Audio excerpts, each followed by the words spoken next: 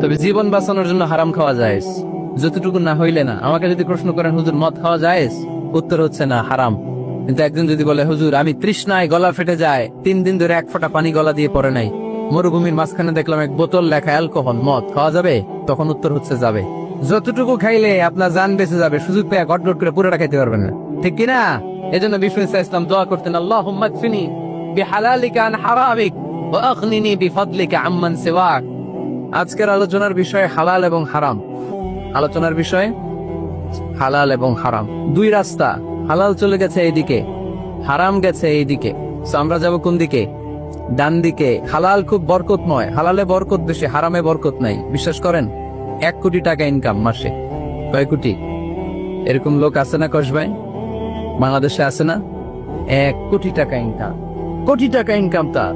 কিন্তু বছরে কোটি কোটি টাকা তার ইনকাম, 1 মাসে ইনকাম 1 কোটি টাকা। কিন্তু দেখা যায় মাসে একটা হসপিটাল বিল পরিশোধ করতে তার চলে যায় 50 লাখ টাকা। আছে না নাই? ওয়াইফের ক্যান্সার, যার নেই কোনো অ্যান্সার। ছেলে ইয়াবা খায়, ওরে দেয়া লাগে 20 লাখ। বাড়ি ভাড়া, খাওয়া দাওয়া ইত্যাদি খরচ শেষে দেখা যায় মাস শেষে আরো 20 লাখ ঋণের মধ্যে পড়ে আছে না নাই? কিন্তু মাসে ইনকাম ছিল কত?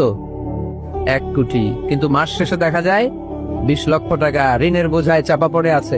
আর রিক্সাওয়ালা, ওর বেতন নাই, যা পারে ইনকাম করে প্রতিদিন। মাসে অন এন এভারেজ তার ইনকাম 5,000। কয় হাজার?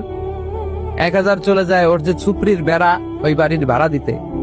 1,000 চলে যায় ওর খাওয়া, 1,000 চলে যায় চিকিৎসা, 1,000 চলে যায় ছেলেমেয়েদের পড়াশোনা, আনুষঙ্গিক আরো 500, মাস শেষে আরো থেকে যায় 500।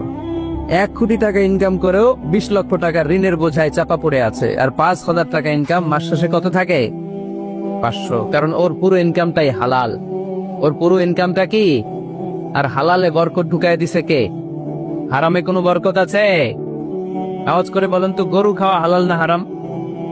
কুকুর খাওয়া? কুরবানিতে কি জবাই হয়?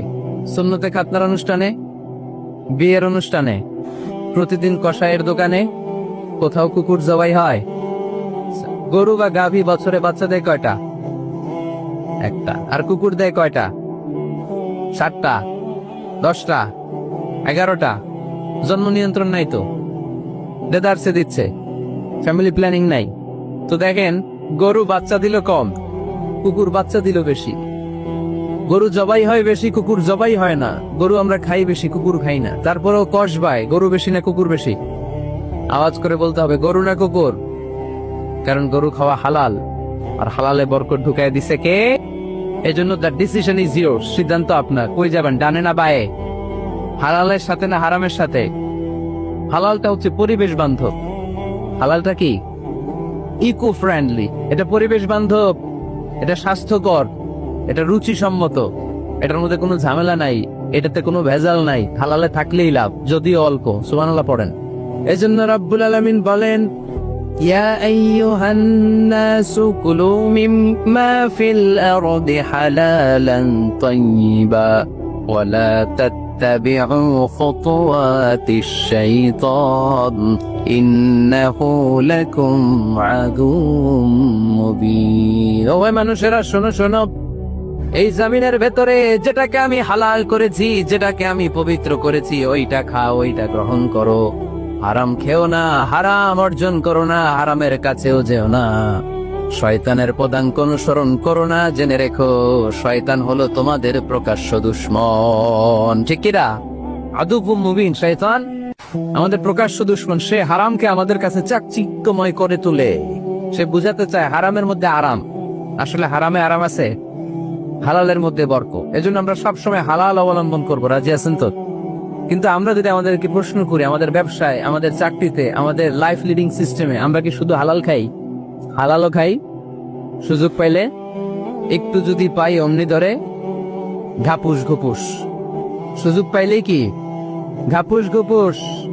ঘাপুস ঘুপুস করা যাবে না। অনেকে আবার আছে দেখবেন, খাওয়ার ক্ষেত্রে হালাল খোঁজে। খাওয়ার ক্ষেত্রে আমি অনেক লোক দেখেছি। থাইল্যান্ডে আমি গেলাম, দেখি যে তার ব্যাপারে জানি যে সরকারি চাকরি করে, লক্ষ লক্ষ টাকা 2 হাতে কামায়। এমনি গাছেরটাও খায়, তলারটাও কুড়ায়। আছে না নাই? তো ইচ্ছে মতো ডানে বাই ইনকাম করে, হালাল হারাম দুইটাই খায়। কিন্তু থাইল্যান্ডে যে হালাল খাবার পুষতেছে। কি পুষতেছে? ওখানে যে জিজ্ঞেস করে যে এই দোকানে কি পর্ক আছে, পর্ক থাকলে খাবো না। পর্ক মানে হচ্ছে শুকরের চর্বি। শুকরের গোশত বা চর্বি মিশানো কোনো খাবার উনি খাবে না, কারণ এটা হারাম।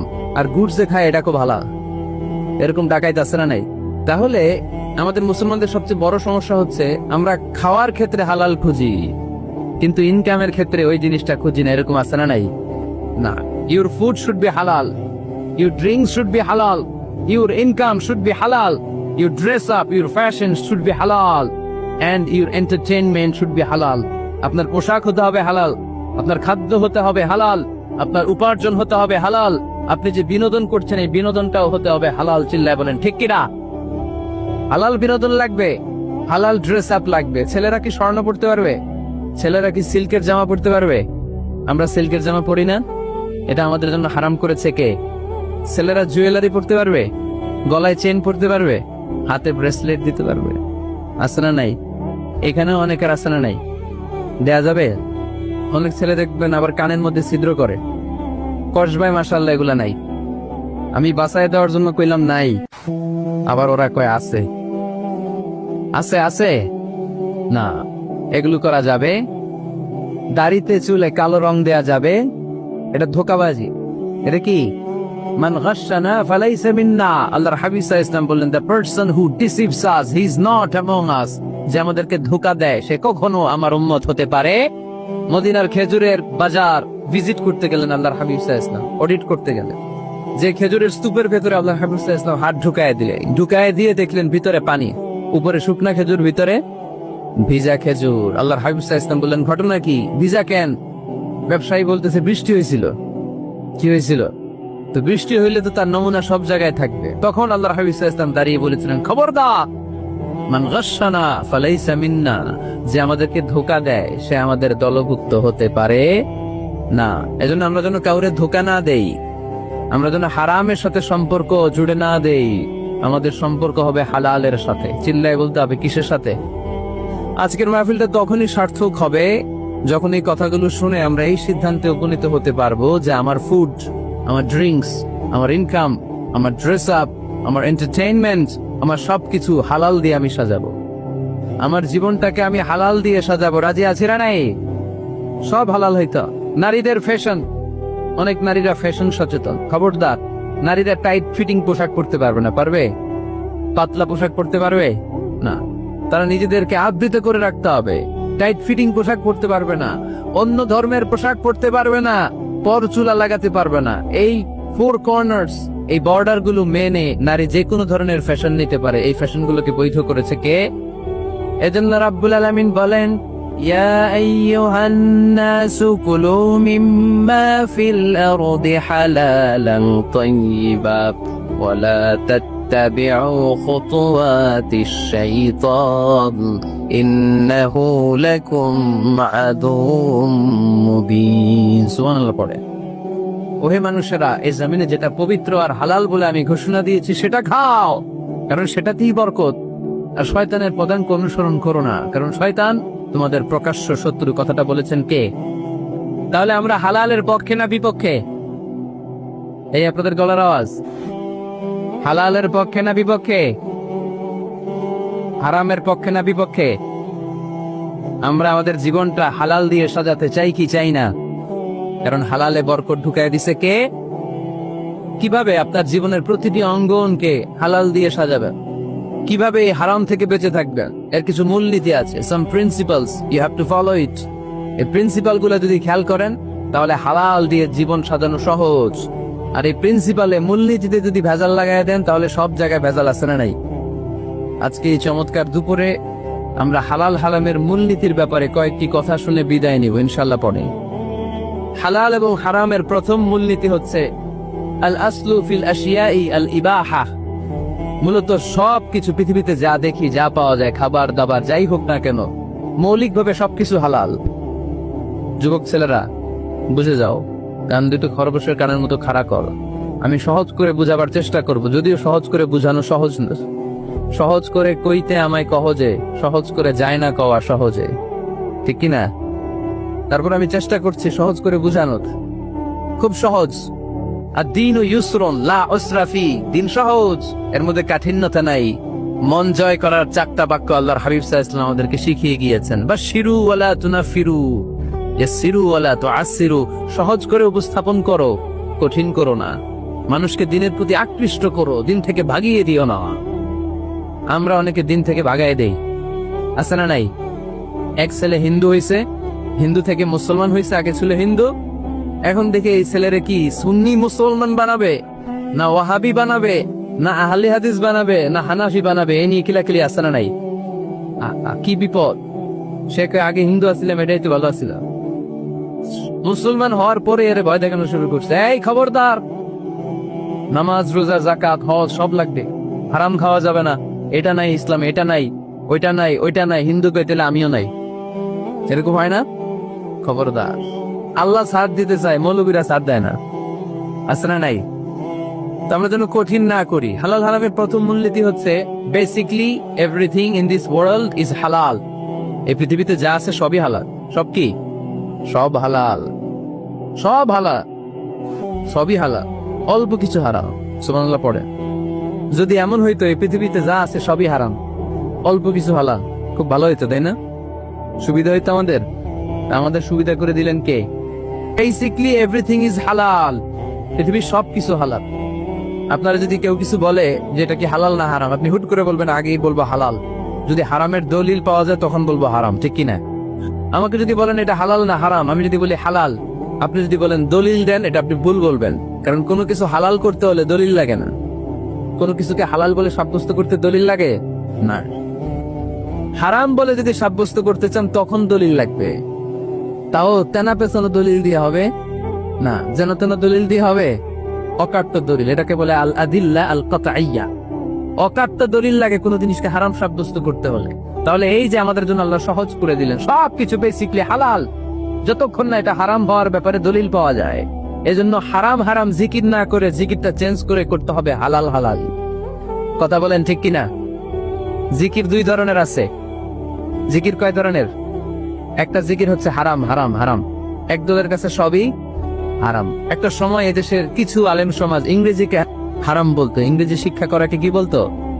সময়ের বিবর্তনে এটা এখন হালাল। এখন এটা কি? হালাল। একটা সময়ে আলেম সমাজের কিছু অংশ রাজনীতি করাকে হারাম বলতো। কথা কি বুঝতেছেন? এখন এটা কি? হালাল হয়ে গেছে। ইসলামী ব্যাংকিং কে হারাম বলতো একটা সময়, যে না কোনো ফিনান্সিয়াল ট্রানজাকশন এই সিস্টেমে ব্যাংকিং এটা ইসলামে জায়েজ না, এটা হারাম হারাম, কারণ ওদের জিকির কি? কথা কয় না। হারাম হারাম হচ্ছে এদের জিকির। একটা সময় ইসলামিক ব্যাংকিং হারাম ছিল, এখন এটা কি হয়ে গেছে? তার মানে এখনো অনেক কিছু এদের কাছে হারাম। সময়ের বিবর্তনে, কালের আবর্তনে এদের মুখ দিয়ে এগুলো একদিন হালাল হয়ে বের হবে। চিল্লায় বলেন ঠিক কি না? এজন্য এই পৃথিবীর সবকিছু মূলত হালাল, যতক্ষণ না হারাম হওয়ার ব্যাপারে দলিল না পাওয়া যায়। হারাম করতে হলে দলিল লাগে, হালাল বানানোর জন্য দলিল লাগে না। আবার যেন তেন কোনো দলিল দিয়ে, ঠুনকো কোনো দলিল দিয়ে কোনো জিনিসকে হারাম করা যায় না। হারাম করতে হলে অকাট্য দলিলের প্রয়োজন হয়। কথা বুঝতে পেরেছেন? প্রথম মূলনীতি ক্লিয়ার সবার কাছে? আল্লাহর হাবিব সাল্লাল্লাহু আলাইহি ওয়াসাল্লাম বলতেন হালাকাল মুতানাত্তিউন, যারা মুতানাত্তিউন তাদের ধ্বংস, তাদের উপর আল্লাহ লানাত। সাহাবারা বললেন ইয়া রাসূলুল্লাহ, ইয়া হাবিবাল্লাহ, মান হুমুল মুতানাত্তিউন? মুতানাত্তিউন কারা, যাদের উপর আপনি লানত দিলেন, যাদের ধ্বংসের কথা বললেন? বিশ্বনবী বললেন আল্লাহর দেয়া হালাল বিষয়কে যারা সমাজের মধ্যে হারাম বলে প্রচার করে তারাই হলো সমাজের মুতানাত্তিউন। নাউজুবিল্লাহ পড়ুন। قل من حرم زينة الله التي أخرج لعباده والطيبات من الرزق। এজন্য আল্লাহ ডেকে বললেন খবরদার, কে আছে সমাজের মধ্যে আমার দেয়া হালাল সাজসজ্জাগুলোকে, পবিত্র জিনিসগুলোকে হারাম বলে ফতুয়া তুলে, তাদের উপর আমার লানত। খবরদার, আল্লাহ যেটাকে হালাল বলছে এটাকে হারাম বলার স্পর্ধা দেখাবেন। এটাকে হারাম বলা যাবে? তাহলে প্রথম মূলনীতি কি সবাই বুঝতে পারছেন? বুঝতে পেরেছেন? এই দুনিয়াতে বেসিকলি সবকিছু কি? আওয়াজ করে বলেন। আর হালাল প্রমাণ করতে দলিল লাগে। কি প্রমাণ করতে দলিল লাগে? হারাম। এজন্য আমাদের জিকিরটা একটু চেঞ্জ করে দিবাম। আমরা হারাম হারাম না বলে কি বলবো? হালাল হালাল। যখনই দলিল পাবো তখন জিকির শুরু করব হারাম। কথা বুঝে নাই বোধহয়? দলিল পাওয়ার আগ পর্যন্ত সব কি? আরো জোরে বলেন। দলিল পাওয়ার পরে সেটা হয়ে যাবে হারাম। প্রথম মূলনীতি ক্লিয়ার? সবার কাছে ক্লিয়ার? কষ্ট হইতেছে? শেষ করে দিব, আরো কয়েক মিনিট শুনবেন? আচ্ছা, দ্বিতীয় মূলনীতি হচ্ছে হালাল হচ্ছে আনলিমিটেড। হালাল কি? কথা বলেন। আনলিমিটেড। আর হারাম হচ্ছে লিমিটেড। হারাম হচ্ছে সসীম, হালাল হচ্ছে অসীম। হালাল গুণে শেষ করা যায় না, কিন্তু হারাম গুণে শেষ করা যায়। সুবহানাল্লাহ পড়তে পারলেন না? যদি এমন হইতো হারাম আনলিমিটেড, সবই হারাম, আর হালাল হচ্ছে লিমিটেড, হালাল গুণা যায়, এমন যদি হইতো আমাদের জন্য কঠিন হয়ে যেত না?